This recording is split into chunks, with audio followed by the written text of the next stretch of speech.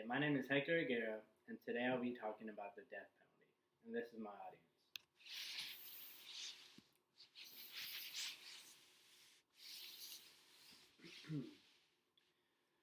In the world today, the death penalty is still used often.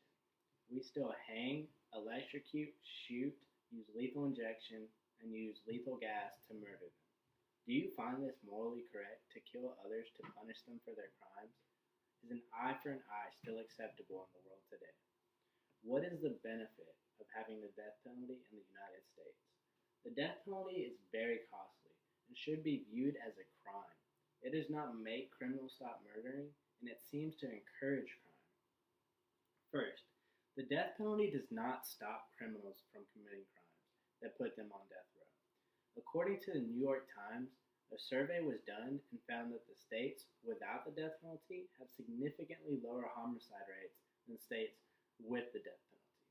The Times reports that 10 of 12 states without the death penalty have below the national average, and during the last 20 years, the homicide rate in the states with the death penalty have been 48% to 101% higher than states without the death penalty. In fact, Columbia Law School's Jeffrey Fagan said, quote, "We're very hard pressed to find really strong evidence of deterrence," end quote.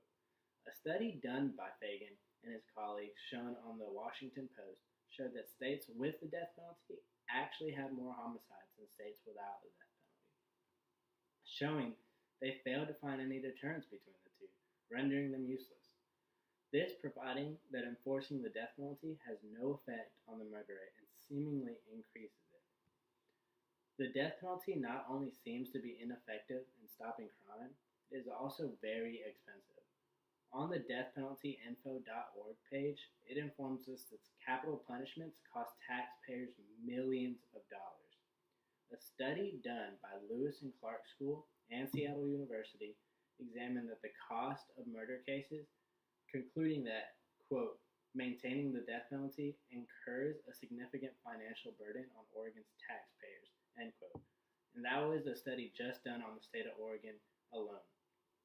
Their research found that an average cost of a trial and incarceration case that results in the death penalty are almost double the amount of case that has a criminal in prison for life instead of murdered.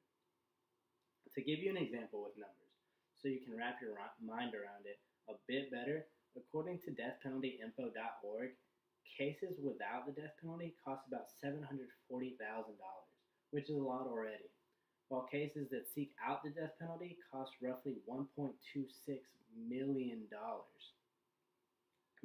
That's not even all of it. Maintaining these prisoners on death row costs us an extra $90,000 more per year rather than having them put in general population. Who pays for this, you may ask? We do.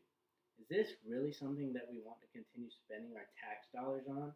The LA Times reportedly stated that, quote, "the state of California has paid $5 billion on the execution of just 13 people in about 40 years, end quote. Now, I don't know about everyone else, but I would have much rather save my money than spend on someone else's execution. And lastly, you can argue that having the death penalty in use can actually encourage murder rates. I know it sounds crazy. This Chicago Tribune spoke on 3 points of an essay written by Gary W. Potter of the Department of Justice and the Police Studies at Eastern Kentucky University.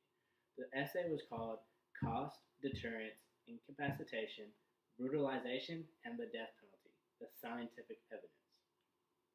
Point number 1 was, quote, "executions desensitize the immortality of killing," end quote.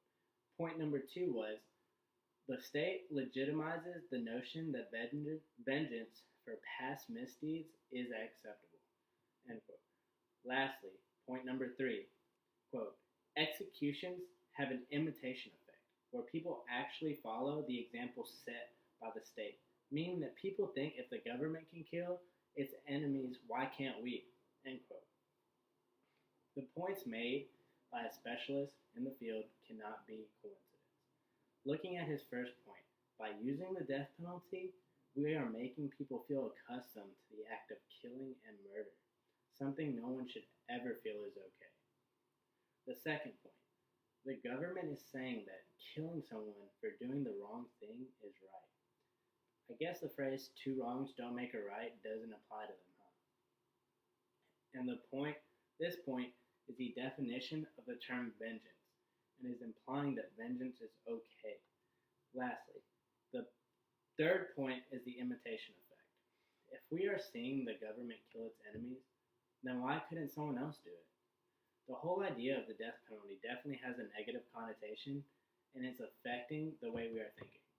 We have literally been brainwashed to think that murder is an acceptable punishment for wrongdoings, like we still live in the old ages. It is time for a change and for the United States to abolish these archaic punishments and habits. In conclusion, there are many things that are wrong about the death penalty in effectiveness, economically, and morally. Why continue something that doesn't stop violence from happening and actually adds to it? It costs us millions of dollars to keep executing prisoners rather than just keeping them locked away where they will do no harm anyway. How much money we could save by just keeping them locked away for life is too much for us not to care. It is not right for the government to murder people for things they do wrong. There are other alternatives to death that will save us money, be more effective, and not question our morality. And that's my speech on the death penalty. I hope you guys enjoyed it. Thank you very much.